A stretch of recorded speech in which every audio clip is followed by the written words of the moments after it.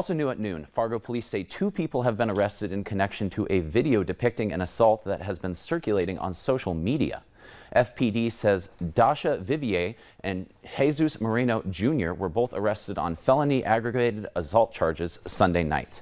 The altercation reportedly occurred in downtown Fargo in the early morning hours of Sunday, May 12th.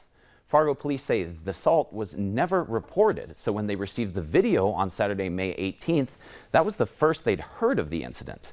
Now, due to the content of that video that they received, Sergeant Hubert filed a report and the alleged assault is now under investigation.